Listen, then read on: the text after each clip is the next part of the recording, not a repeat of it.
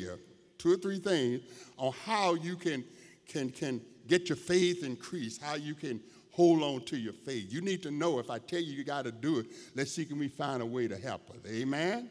Now, the first thing you need to do, you can jot it down, you need to have your faith intact. You need to watch what you say and what you think, because you can tear your faith up by some words that you say and what think in your mind. The most dangerous thing to people today is their brain, because you don't know what's happening. Am I right about it? If you got measles, we can see it. Got mumps, we can see your jaw getting out. But if you got a problem in your mind, you can, if you're smart, you can keep it away from folk, but God knows what's going on. So that's why he said in Proverbs 23, what a man think in his mind, in his heart, and what he said, it means a lot in your faith. Now, you can't enjoy life if you hear one thing and don't believe it. You can't smile as wide as you can when you really believe it. Am I right about it? I got a call from some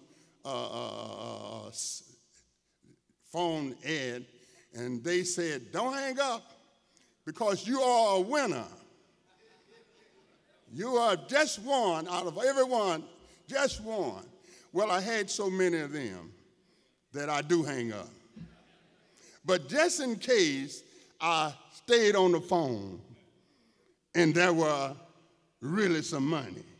Now, I don't believe that. And it's a lot of things that we hear, we don't believe it, but we are courteous enough to keep our composure. Am I right?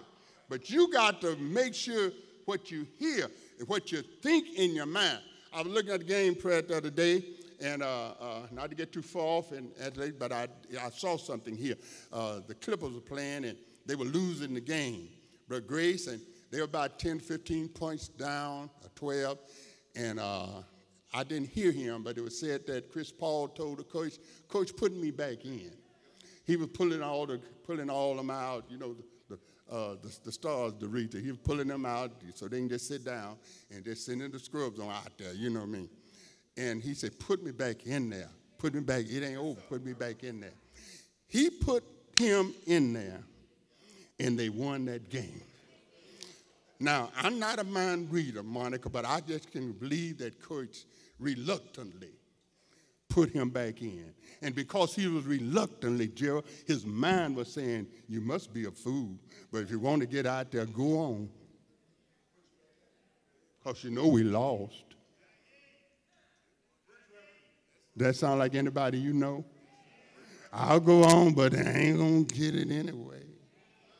I got my greater blessing from the place I thought never was going to get them. You just have to have faith. And you got to watch what you think. Your mind can mess you up. Think right. Think right. It's what's in your heart. Think in your heart. Let your heart control your mind. Don't let your mind control your heart. If you want to be mad at 2 o'clock in the morning, make your heart mad. No, let your heart control what's going on here. You won't get in much trouble as you used to. Well, that's enough, Reverend. Getting quiet on me. And then you got to say the right thing. You got to think right. If you want to increase your faith, you got to think right, and then you got to say the right things. You don't say what you don't want. Am I right? Don't walk around here, well, I'm broke, I ain't got no money. Lord have mercy, I don't know what I'm going to do. Hello? How you doing? I'm broke. You keep saying that you're going to always be broke. $100 going to slip out your hand so fast, you ain't going to see the president. Am I right about it? But you got to say what you mean. If you broke, break a quarter. Put it in your hand and walk like you got money. It ain't nobody's business anyway. Just stay out of dealers. Am I making sense? Watch what you say. It damages your faith. Now, y'all better take this real because I know it will. What you talk, it will happen. If you're sick, claim your healing.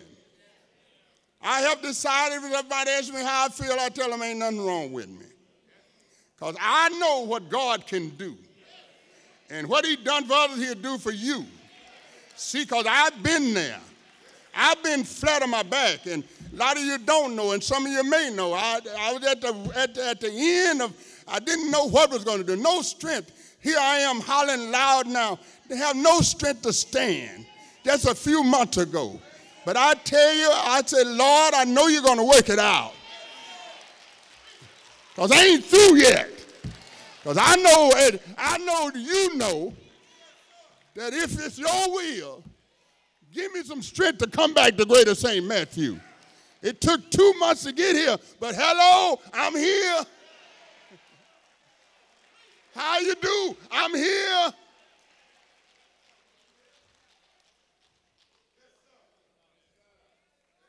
Speak those things. Standing there at the hospital, looking in the mirror, Paul, and I was scared of myself. Lost a pound, looking like a scarecrow and all of that. I didn't know what was happening, but I said, Lord, I'm claiming your prayer. I ain't up here like a preacher just trying to lie to you and tell you. It happened. I told the Lord, Lord, I ain't through. I want to do more for you. And I can't do this. The doctor can't do this. The medicine can't do it. But you made your son to have power. And when you give God power, won't he do it for you? Won't he show up? Hey! You ought to give him some glory. Because I see some folks who were down out there. I see him, Mike, I see you over there. Won't he do it for you? Now, I know where some of y'all been. I don't know monopoly on God, but I got my peace. Now, I got my peace of God, and I'm going to claim him. And Sam, don't you worry. God knows about you. Not your will, but his will, but it's going to be all right. Do you hear me? I don't know when or never, but it's going to be all right. Don't lose your faith. You serve a good God. If he's smart enough to make you, he's smart enough to take care of you.